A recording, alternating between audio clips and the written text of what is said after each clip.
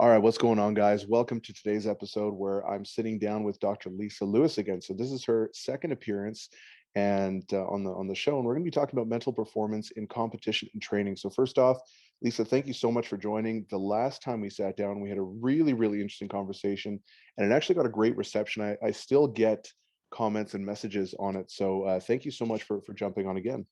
Oh, I'm so glad to hear that. I never know how an audience is going to receive, something that's not like mainstream fitness information. So that's great to hear. And I'm pumped to be back. Awesome.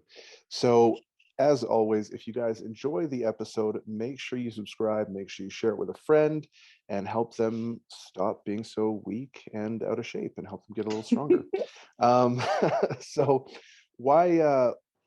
I think this whole concept of like mental performance, depending on the context of where the individual's coming from, can sound either really airy fairy, or it can be very kind of rooted in like actual science. So I know a lot of people, like I mentioned, think it's a little bit airy fairy. So can you kind of clarify the relationship between mental performance and athletic performance, and not even just athletic performance, but I guess just performance in general, whether it be in business, athletics, or anything else? That's a great question.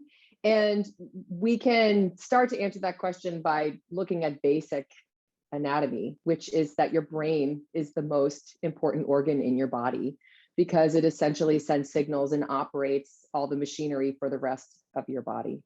So your psychology includes your thoughts, your feelings, and your behaviors, which all occur in your mind, in your brain.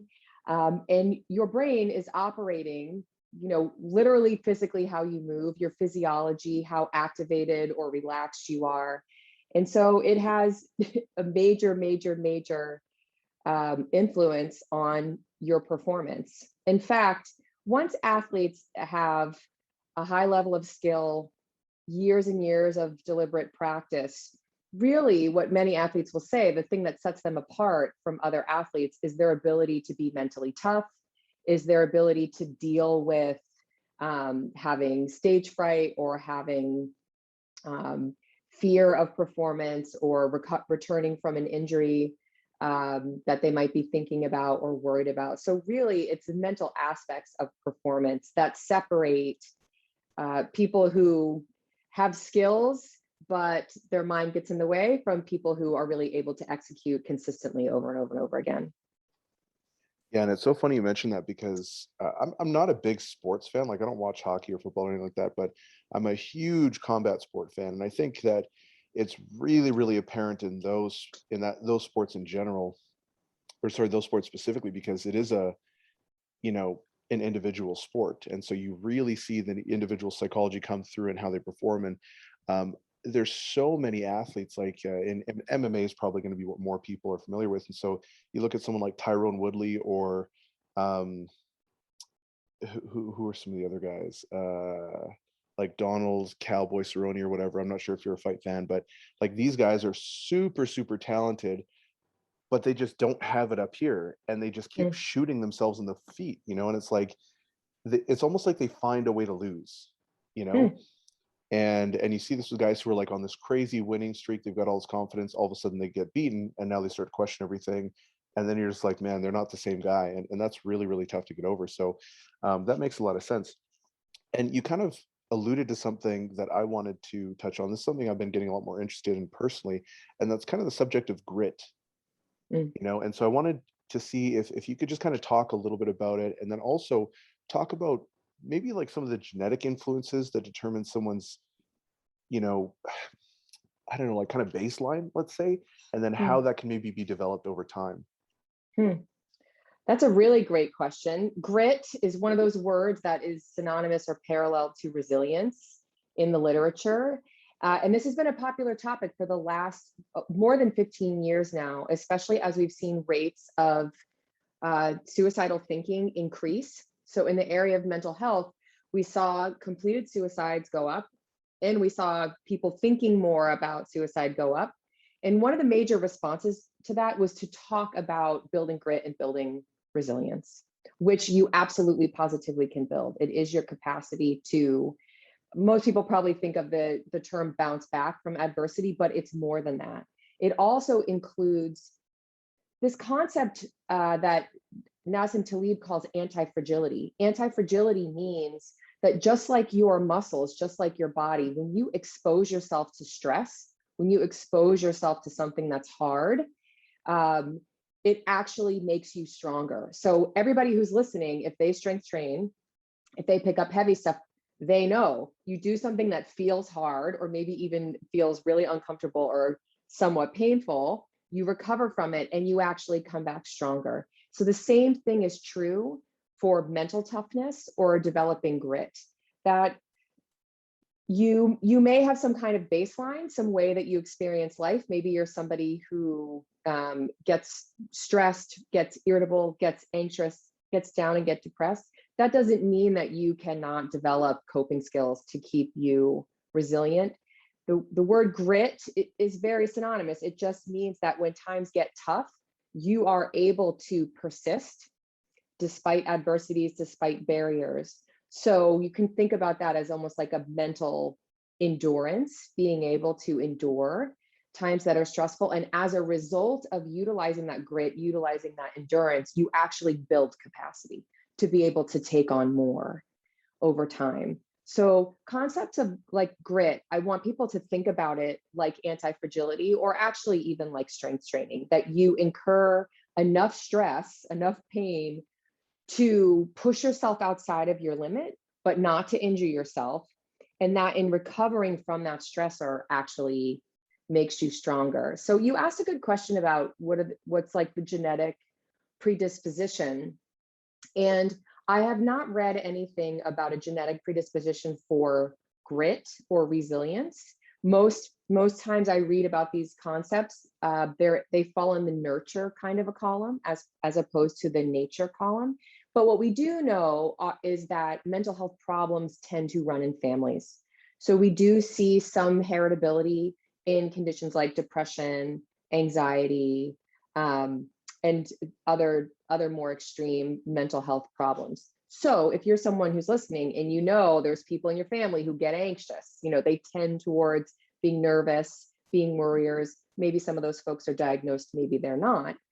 You might think to yourself, well, I might have some kind of genetic predisposition, so it would do me well to add on or to work to develop coping strategies so that I can use mental health endurance, mental toughness, or grit to persevere through things that stress me out or make me anxious, so that I inoculate myself against stress so that my baseline level of anxiety is lower than maybe my dad or my grandmother, who tends to get really anxious and stressed out. So not that you can undo the genetic predisposition, but you can add coping strategies and habits that can really protect you, create a protection and inoculate you to the experience of stress. And the same thing goes for depression too. People who have a family history of depression, you don't have to think my genetic background is my destiny.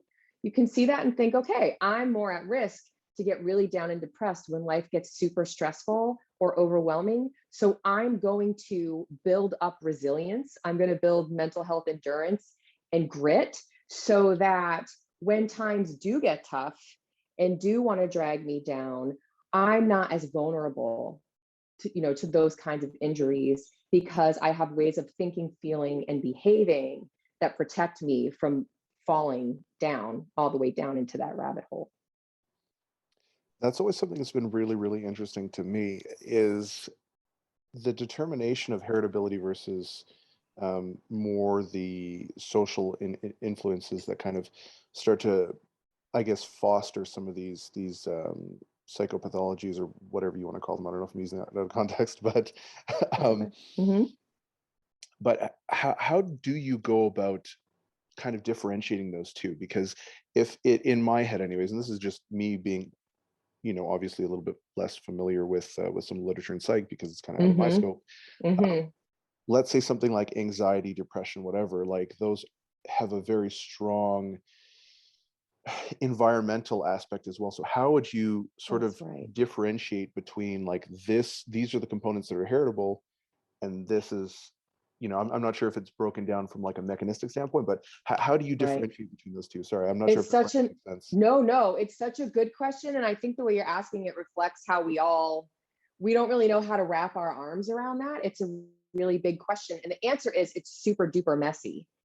And the symptoms that you experience, the frequency, intensity, and duration of how you experience those states can really vary and can be due to internal feelings that you have, internal states, or external. And one of the ways this is spoken about is exogenous versus endogenous. So for example, you could be somebody who's not dealing with depression, not dealing with anxiety, and then you lose a parent or a loved one, you get laid off from your job, and your cat dies. You're going to probably feel depressed, right? So you might have trouble sleeping, you might lose your appetite, you might feel really down and negative, you might be teary, you might not be motivated to train or go see your friends. Those are all symptoms of depression, right? So put a check mark in all those boxes. Is that endogenous? Is that happening because of nothing in the environment and only because of how this person's brain and neurotransmitters are functioning? No. We can look around and say, look at all these exogenous stressors that occurred for this person. And then parallel to that, we can look at somebody else. And I've met clients like this over the years who I've met them and they've said, I don't know what is wrong with me. I don't know why I feel sad. I feel alone all the time. It's like everything I experience in my life has this like blue lens of sadness over it. But I don't have anything to be sad about. Everything is okay. And these kinds of people typically have trouble with sleeping, have trouble with their eating, tend to distance themselves in relationships. And they'll say, there's really nothing, I don't have any reason to feel this way. And they tend to present with like some guilt of like, I shouldn't, maybe I'm just being selfish or lazy that I feel bad.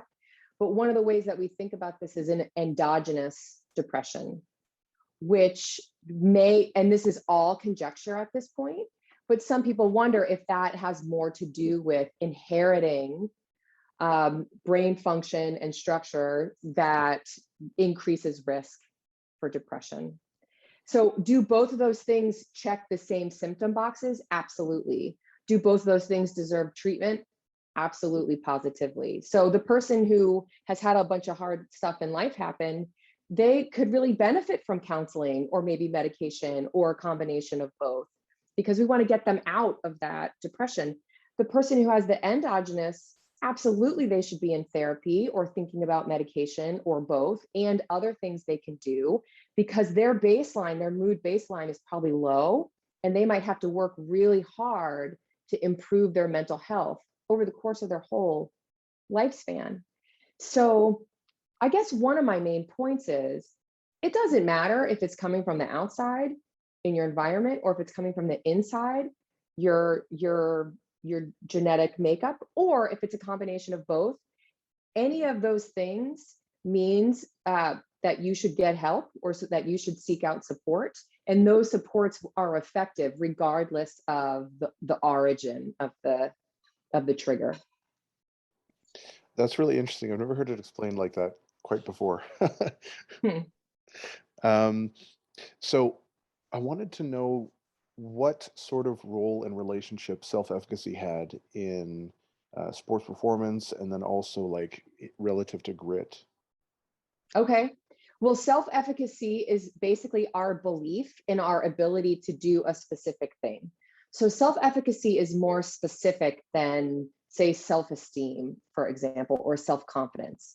So somebody can have high self-esteem globally, or they can have high self-confidence kind of just about everything about themselves. But self-efficacy means, do I believe I can be efficacious at, squat, deadlift, bench press? Do I believe that I'm efficacious at playing a specific sport? So self-efficacy is specific, and it frames our expectations. Our expectations influence our beliefs, how we think. How we think influences our feelings, how we appraise performance. And then those thoughts and those feelings influence how we behave, how we act. It affects our physiology, whether we ramp up and we become more what we call highly aroused, which is feeling on, feeling amped, feeling fired up, or if it brings us down and we feel slower, lower, chiller, quieter on the inside. So self-efficacy really sets us up in terms of our expectation. And then it's like a domino effect. Those expectations really influence every aspect of psychology and performance. Yeah, that makes sense. And so would you be able to clarify like some of the nuance regarding like self-belief and performance? Because you talked a little bit about self-efficacy and a lot of the stuff was implied in terms of how it affects grit and the development of grit. Mm, But one thing that I've always experienced, and so I have a very, very high or very strong disassociative tendency or nature. That's just mm, kind of always how I've been. So like hmm. I don't tend to be too emotionally volatile, let's say. Okay. And that has pros and cons, obviously. And Yeah. for performance, I've always found that it's been really helpful because I have this very strong feeling like of anxiety and fear and whatever. But then at the same time, I'm like, it doesn't matter. It only matters if I think about it a lot or if I like obsess over it. Hmm. You know what I mean? And Hmm. so on the one hand, it's like, I don't think your emotions really matter. But then on the other hand, if they're positive, you can double down on it and be like, hey, I'm feeling really you know what I mean? So it's like, what is that relationship between how you feel and performance, and the confidence that people have? Because we've all hit PRs when we've doubted ourselves. And we've all Hmm. had completely crappy days when we go in feeling amazing or we think we feel amazing. So Yeah. what is that kind of relationship? That's such an awesome question. I'm trying to hold all of that in my brain so that I Yeah, can sorry, I answer can it repeat because some pieces if you need. okay, well, your piece, what you shared is really important component to that answer because for some people, their emotions happen to them. They're very powerful and they don't feel that they have any space from it. It's very overwhelming. And so in those cases, how you feel and what you think can really take over. For other people, maybe sort of the other end of the spectrum is what you were describing. You're saying, I have a tendency to check out or I can get a lot of space. So you were describing to me, observing and describing your own emotion, like, hey, I feel scared or I feel freaked out right now, but it's not overwhelming you. It's not taking you over. You can actually create some space or some separation there, um, which is a coping strategy. Some people have it, some people don't. And you express like there's pros and cons to that. You've probably had that for as long as you can remember. Um, but it's fabulous to have in performance situations because if you are having negative emotions or negative appraisals, like I'm going to blow this, there's no way I'm going to be able to do this, you can create some space from that and sort of observe with your observing mind. Oh, there I go again, playing this negative tape, and I hear this, but that's irrelevant. I'm going to quiet that down, or I'm going to hit the mute on that.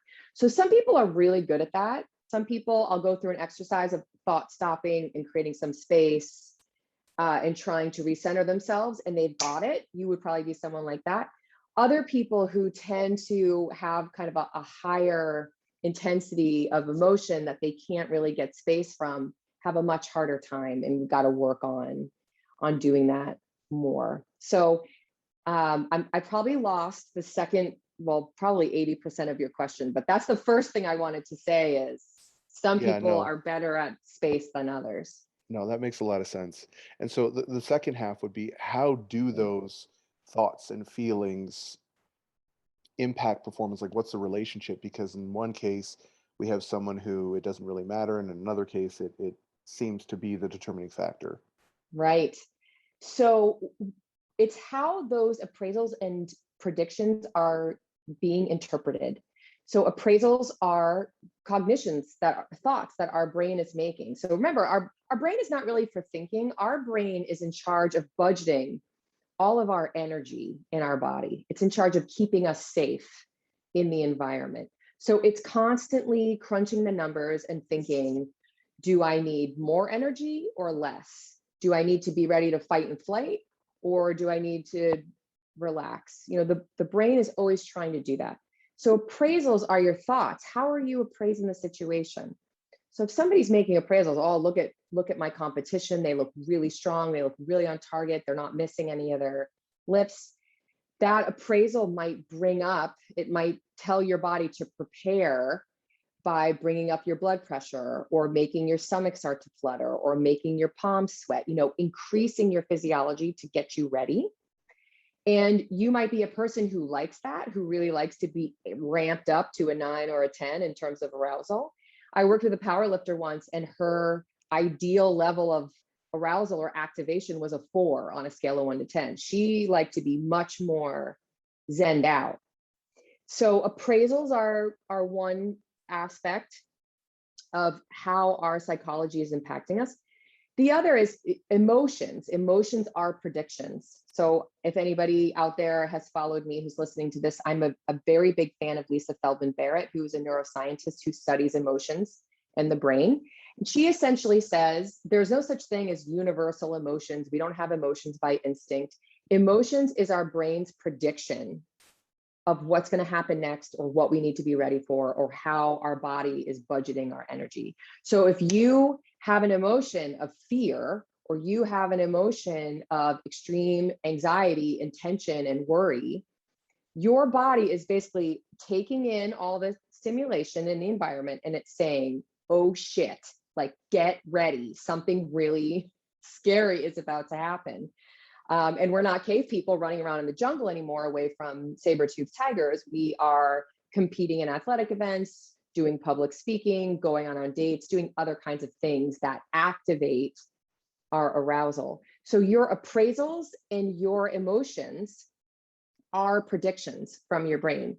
And some people can observe that data. What are my thoughts? What are my feelings? They can treat it like it's just information, and they can still act. They can still do their best performance. And other people, those thoughts and feelings overwhelm them. In other words, they take that as destiny. Like, I'm scared and freaked out. That means I'm going to blow it. Or I think all these people are better than me, and so they must be. They take the data as a fact, as opposed to just a prediction that your brain is making. So again, this has to do with the ability to kind of separate yourself or get some space from your thoughts and your feelings and treat them as data or information, as opposed to interpreting them as this is the way it's going to be. This is going to define or determine the outcome of a competition or whatever the situation is. That definitely makes a lot of sense. And it was funny actually, because nearing I had some questions when you were initially talking about predictive power. Basically, I was like, okay, well, what do you do when, let's say, you see a shadow and you're like, oh my God, there's someone coming to attack me, and then you realize it was just the tree blowing or something like that, and you're like, oh, okay, well, clearly I was wrong, but I had the same physiological response as if it were true. But then you kind of delineate it at the end, so that makes a lot of sense. And so if you do have a bias towards this, let's say, hypersensitivity, or kind of a, maybe let's just say like a more negative bias, like a doom and Mm-hmm. gloom, I'm going to fail, things like that. Mm-hmm. What are some of the things that you can do? And a kind of a follow-up question that would be, um, I guess I kind of wanted to get into the role of breathing, and that breathing has in terms of regulating your nervous system. Mm-hmm. So the first part of your question is about, we all have a bias. We tend to have a way that we can get pulled away from being kind of scientific and objective about what we're experiencing and how to perform. And in working with athletes, there do tend to be, I see clients who get anxious and get revved up or too amped. They get kind of more amped than they want to be for their optimal level of performance. And so they need to kind of come down out of that to get to their sweet spot. So they tend to worry, fret. They tend to get really, really vigilant or hyper aroused. And then the other side, people who get deflated, get, depressed. I don't mean clinically depressed, but they just come down and they get too low because of the way that, this is never going to work out. There's no way I'm going to win. I wasted all this time and energy, so their appraisals get really, really low and slow and down. And so the thing to do, first of all, is know what your own ish is. So I'm not saying that people listening have an anxiety disorder or have major depression if they experience that. You are a human being, but we all have an ish. We all have a way that we lean down or up. And so get to know what your ish is. Do you get worried-ish? Do you get anxious-ish? Do you get downish, depressed-ish, low-ish? So know what those are. Know what your tendencies are. And after you do that, work on catching them in the moment. So as you are training and practicing, you can be aware by, if you notice yourself playing a negative tape, what if this happens? What if that happens? What if I don't weigh in the right number? What if, and getting anxious, say, oh, there I go. I'm playing the crazy tape and I need to settle myself back down.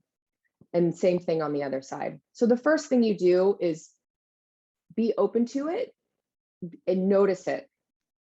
And then you want to stop it and reframe yourself. So what are the thoughts, feelings, statements, and practices that help you get into that optimal range of activation of arousal before a performance? So for example, my athlete who said she was a 4, that her, on a scale of 1 to 10, 1 being asleep and 10 being her head about to blast off, she had her best performance out of 4. So what we talked about was, what is going to help you to get to a 4 when you enter competition and you get to like a 7.5, 8, when you're looking around at the people you're going to be competing against and all the people are in the room and there's all the noises and everything else. So we developed, kind of a mental preparation for her to help her get to 4. Other people listening might need the opposite. They might need to ramp themselves up. And again, Daniel, I think I definitely lost the second half of your question.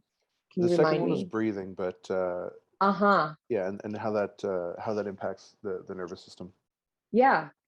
So I know a lot of people listening might roll their eyes when breathing comes up, because it is often an exercise that is recommended in sports psychology and in mindfulness. The thing about breathing is that when you think about your breathing, you clear your mind of a lot of other stuff. So just the act of paying attention to your breath clears away a lot of crap that might be stressing you out or bringing you down. That's number one. So all mindfulness is being fully present in the moment, paying attention to right here and right now. And when you pay attention to breathing, that's what you're doing. So it is this very easy, simple way to try to bring all of your bandwidth, all of your attention into the present moment. When you do that, you cannot help but push to the side negative, anxious, depressed, unhelpful thoughts. So number one, you clear the space for yourself. Number two, when you focus on your breathing, you can influence your physiology. So you can change your heartbeat. You can change the level of activation that you feel. So for example, when you take a long exhalation, that helps to relax your central nervous system, help create that relaxation response to bring you out of the fight or flight mode into rest and digest mode. So you're actually shifting, or you're encouraging your body to shift where it's operating, because as everybody knows, you can't operate in fight or flight mode for a long time. It stresses you mentally, it stresses you physically. Nobody wants to try to perform after they've been in that state for an extended period of time. So breathing clears you out mentally. It does bring you down into a more relaxed space physiologically. And it's very simple and basic. We're all doing it all the time. The final thing I will say about breathing is that when you practice breathing and when you practice getting mindful and getting present with your breath, it's like a muscle. You get better and better and better at it. And there's actually been a few pretty cool brain scan studies where we can see people who meditate regularly are actually have competency, have the ability to change the way their brain looks on a brain scan, on an image actually of structure and function. Not that the structure of their brain is changing, the function of their brain is changing, but that they're able to settle themselves down physiologically and psychologically speaking more efficiently than someone, who's a beginner, for example. So for all those reasons, it is fabulous. Even if you just practice for 60 seconds or 2 minutes or 5 minutes, it is a good use of your time to practice focusing on your breath and to utilize deep breathing. Yeah, a couple months ago, I started doing just breathing exercise about 5 minutes every morning, and it Hmm. definitely makes a huge impact in terms of like calming you down. Because previously I found, anyways, I'd start my day and I'd have so much on my mind, and I'd just be like Hmm. always jumping from one thing to another, and it was so hard to stay focused and get like work Yeah. done productively. And so Yeah. then I started implementing that, and it was a big difference. Like it for the first while, it was really tough, but then after a while, it was like, oh, okay, this is not too bad. And That's awesome. And yeah, so many people say that. For me, mindfulness and breathing exercises are a really tough sell to athletes because athletes like to be active. They're like, give me something hard to do, give me something challenging, you know. And so you say breathing and you get like an eye roll, or you get people who try it once or twice and say, I'm not good at it. My mind was wandering. But you really got to stick with it and give it a chance. So I'm glad you did. And I'm glad it's helping. yeah. The funny thing with things like that too is it's like people will say, "Oh, I'm willing to do whatever it takes," and then you're like, "Okay, do this or do less," and they're like, "No, but I'm not willing to do that." And you're like, "Oh, okay, well, I don't know if you are that committed then."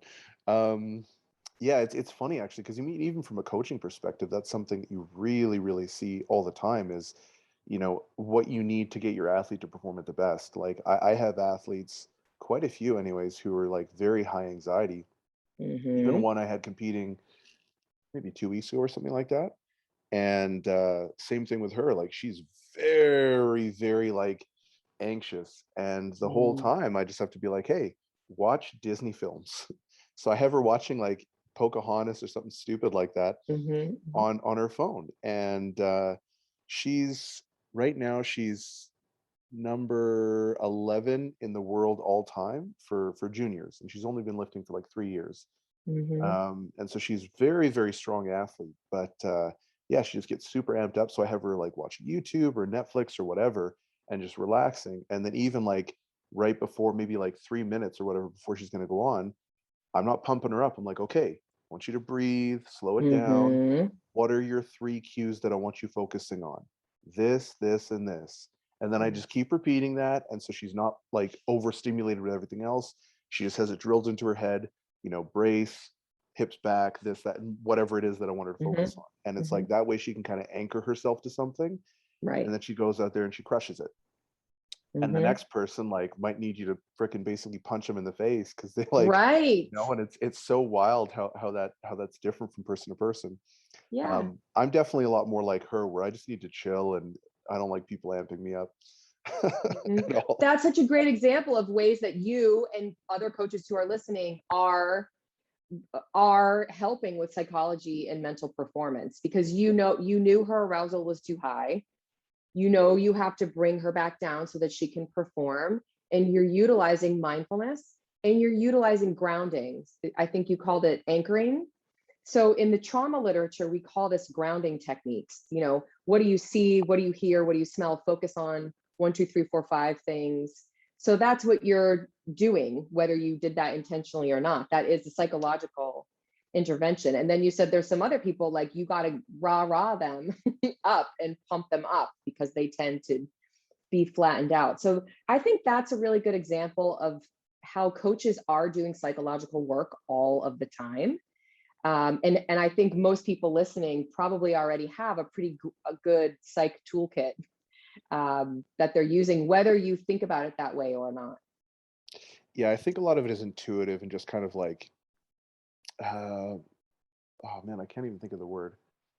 Based on tradition, you know, Hmm. like, yeah, I don't know. It's kind of funny how those things work. So, one thing that I wanted to ask actually is the difference in performance that people get from training versus competition. And Mm. this is kind of another two-part question. Sorry. um, One question that I have is athletes who seem to perform really well in training, but that they completely Hmm. fall apart when they actually compete. And then the Yeah. other is basically the opposite. And a great example of that is, this is kind of stupid, but I used to train at the Olympic Oval in Calgary when I was an Olympic weightlifter. And I remember one day I was just having a crappy day. And then all of a sudden, the Swedish volleyball team came in, and they started training because they had a competition there. So you've got all these like smoking hot girls Hmm. from Sweden, and me and like one of my good friends, we were both training, and all of a sudden my really crappy day turns into like a massive PR because I was just like, that's it, let's do this. And it was like easy, and I was like, oh my God, man, if if ever there was like an experiment that like just solidified in my mind how important your mindset is, like that was it for me. I love that example. And you and I could both imagine somebody having the very opposite reaction of like, oh my God, all these gorgeous women came in and I got so nervous. And then I was like fumbling around and I couldn't do anything right. And I tripped over myself and I must look like an idiot, so we can imagine it from both sides. A simple way to think about it, and there definitely are other, this is multifactorial, but let me just go for the low hanging fruit, which is what we were just talking about, or what we have been talking about today, which is that activation level or arousal level. So, on a scale of 1 to 10, if 1's about to fall asleep and 10's your head's about to blast off, what is the optimal point for you for your best performance? People who do well in practice are probably doing better in practice because the pressure's off as opposed to the pressure being on. So performance anxiety, a lot of people like it. Some people don't. So people who do better at practice may be doing better when they feel like they're not being watched, they're not being evaluated, or this is not high stakes when it's low stakes, which to me would indicate they do better. Their optimal performance is at a lower level of arousal. Therefore, when they are in a competition, what they need is ways to relax. So that's going to be breathing, watching Pocahontas, whatever's going to bring them down. And you could work with any client to identify like what's their thing that's going to chill them out. On the other hand, then you have people who, when the pressure's on, when they're being evaluated, when other people are watching, when it's higher stakes, they perform better. That indicates to me that a higher level of activation or a higher level of arousal is where their sweet spot is for optimal performance. So that kind of person might need to get ramped up. They might hear the cheer of the crowd and get jazzed up by that. They might see a scout or a coach or somebody important, or somebody gorgeous walk into the room to observe them. And that might increase their level of activation, which is a good thing for them. So they would need that pre-competition. And in practice, they might need some way to enhance that, whether that be, videoing themselves or having a friendly competition with somebody they're training with or practicing with, what have you. No, that makes a lot of sense. And I really like how you gave somewhat of a template anyways to determine your kind of like position on the arousal curve and potentially what you might need to do. I think that's definitely important. And it's so funny how few people really, I think a lot of people maybe do it subconsciously, but developing an actual plan for performance and what that psychological prep looks like, so for me, like I know I have my kind of like my routine, and a lot of people have their routines that they go through, but I wonder how many people are actively going through this and being like, hey, this seems like a reasonable strategy because here's where I am on the arousal curve and I need to be here. Right. So I think it's something that's really, like you said, underrated. Just like when you talk about breathing or meditation or mindfulness, people tend to roll their eyes and kind of scoff at it like you're some, yogi hippie or whatever. But at the same time, there's obviously some sort of benefit to it. And even George St. Pierre, he was like a really big guy in MMA. He was a very big name. I think he's a Hall of Famer or something like that. Mm-hmm. And he had to do a lot of that stuff after he came back from a loss. He started working from a sports psychologist because that loss really got into his head. Mm-hmm. Um, and that's something actually that I'd like to get your perspective on, is coming back from a failure, coming back from a major loss or a major injury, or just something where you screwed up or you just got, completely stomped. How do you get past that and not necessarily like, yeah, never mind. How do you get past that? Okay. So coming back from a loss, if somebody's having a hard time recovering from a loss, it means that they have taken that loss, that data, that information from the environment, and they have made an interpretation about what that means. So there are different ways that we can think about what data or what information means. One way is, do we think about it as being global or do we think about it as being specific? Global is, I'm a loser, I suck, I thought I was prepared, but obviously I'm not a winner. So taking that loss and making it mean this is the way I am in the world. Specific is like that fight or that one competition I had, that happened because that guy was crazy strong. I was a little bit dehydrated. I didn't like the venue we were at. I didn't sleep well the night before. It was specific. There was a specific set of factors that contributed to that outcome happening. It is not indicative of my whole career. So there's a difference there between global and specific. The second way to think about this is it stable or is it unstable? Which means if you think about something as being stable, it's like it's always going to be this way. Like this is the way it goes. When I have a tough competition and it's me against somebody who really is a big deal, I'm going to fail. I'm just not going to be able to rise to the occasion. Versus unstable. That was a one-off thing. That was a one-time thing. Every time I get on the mat or every time I step in the ring or every time I perform, it's a new opportunity.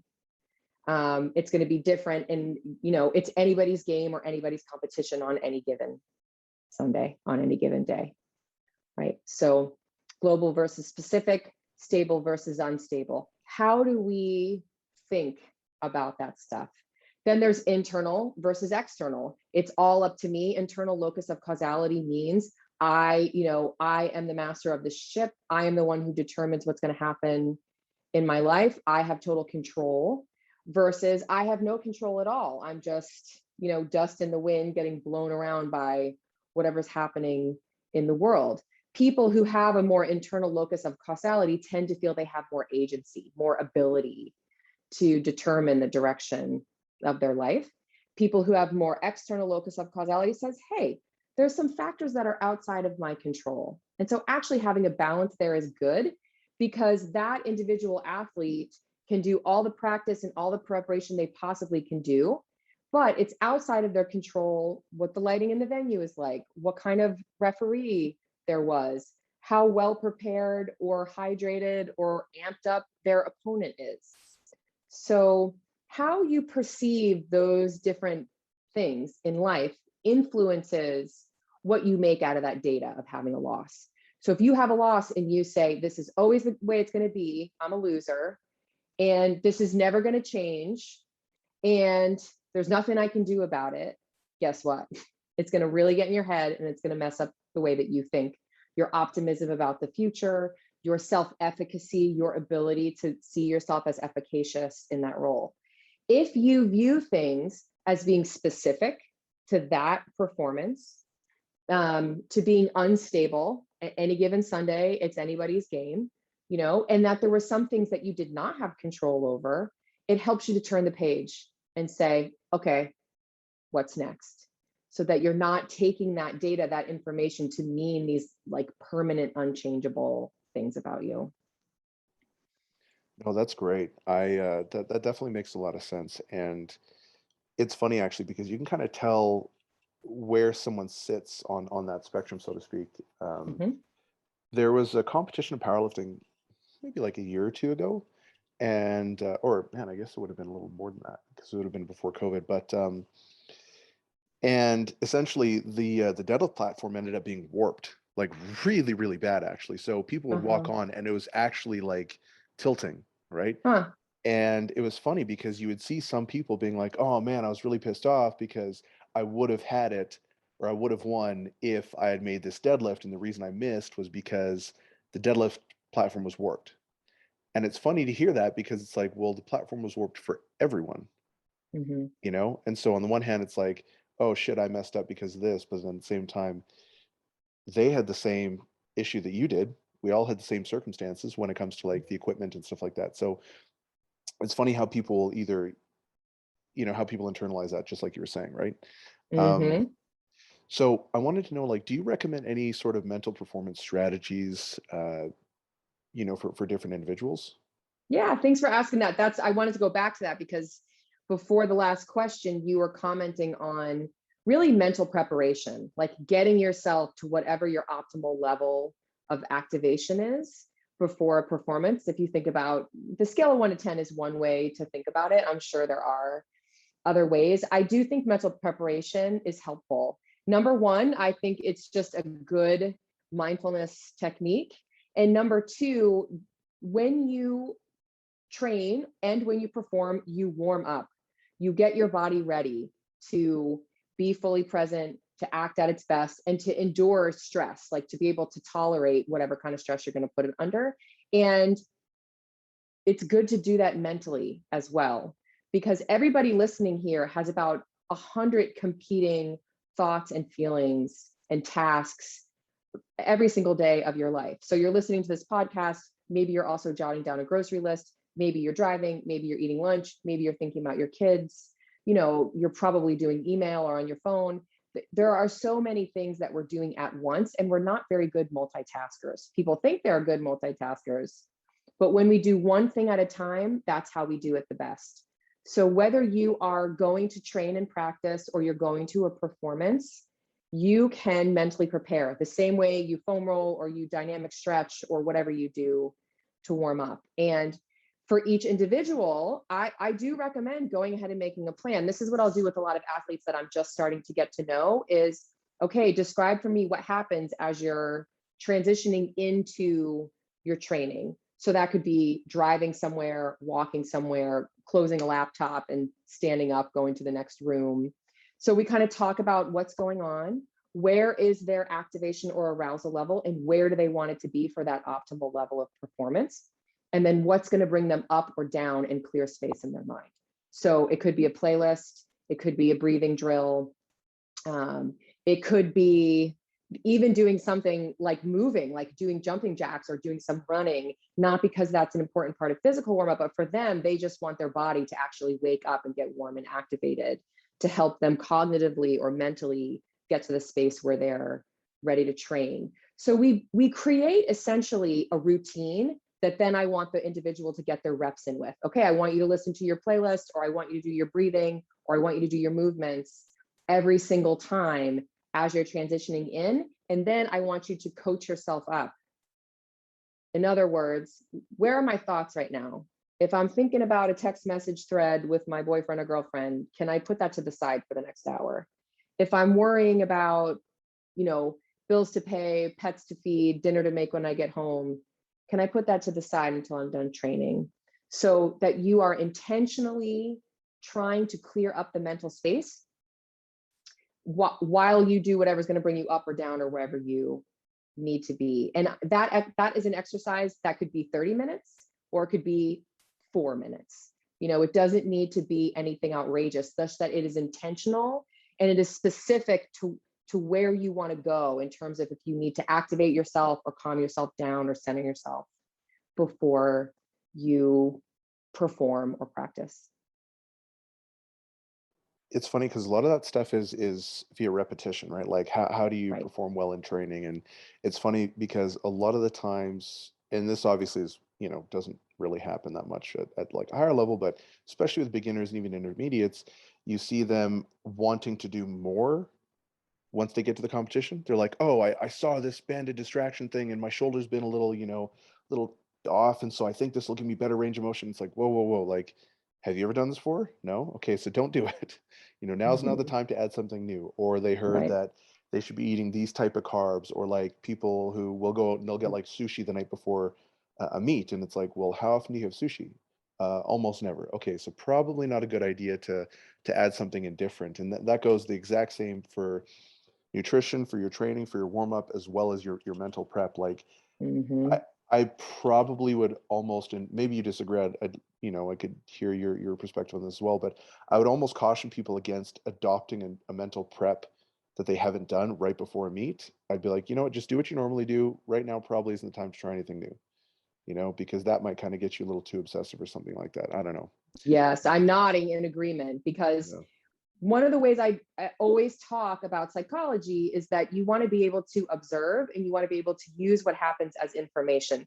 This is essentially the scientist practitioner model that everybody out there listening, you are in your own lifelong research study that is an N of one, which means there's one subject in your study and it's you. And when you think about this mental preparation, you want to create a controlled variable. So every single time, it's going to look the same, it's going to feel the same. And if you are going to change a variable, add something in like sushi or no carbs or whatever, you're not going to do it pre-performance. You're going to do it in low stakes when all the pressure's off so that you can observe and see what happens. And then if it results in something positive, you get a lot of repetitions of that in. And then when it feels like a habit, you bring it into competition, right? So this is a scientific way to, add a variable or change a variable and then observe what happens, collect the data, see if you want to leave it in or take it out. No, 100%. And so do you have any recommendations on either books or different materials that people can kind of continue looking into this?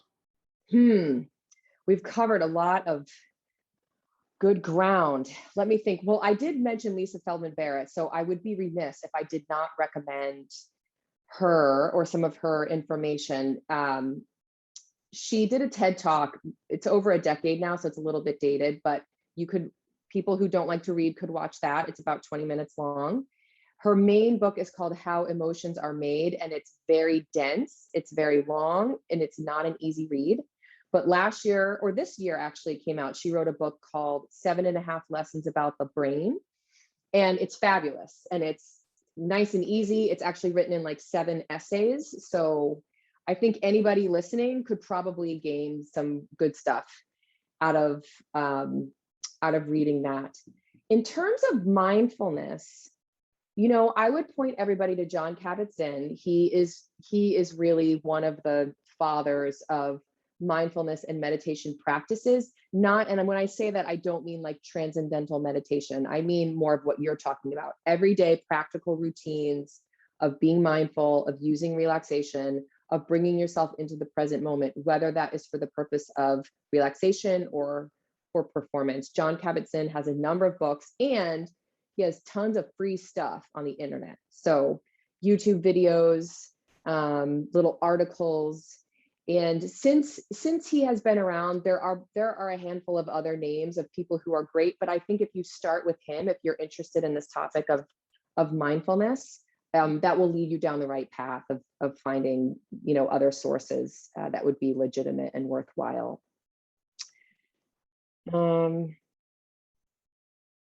Any other topic in particular, Daniel, that I might be able to think of a book or a resource for people? I'm trying to think of the things we covered today. Maybe on like flow state. Well, you could read the original from Mihaly Csikszentmihalyi, which is Flow. I love him, and his book is old now. I think it's like 2000 maybe. So Yeah, it's been around for a long time, but we talk about flow or being in the zone all the time. And I really think he is the original and he is the best. And that's not a hard book either. People could actually just read maybe the first 4 chapters of that book and have a really good sense of what flow is and how to get themselves there. That's awesome. So where can people find you? Please find me on Instagram at Dr. Lewis Consulting. I do try to post at least 3 times a week and integrate psychology and strength training together. You can also find me on my website, which is drlewisconsulting.com. And I try to keep up to date on their podcasts that I'm on, articles that I've written, events that I'm going to be speaking at or be presenting at, and all things just, related to the work I do. That's awesome. Well, thank you so much for jumping on the podcast. It was a really, really interesting conversation. I appreciate you coming on. Thanks so much, Daniel.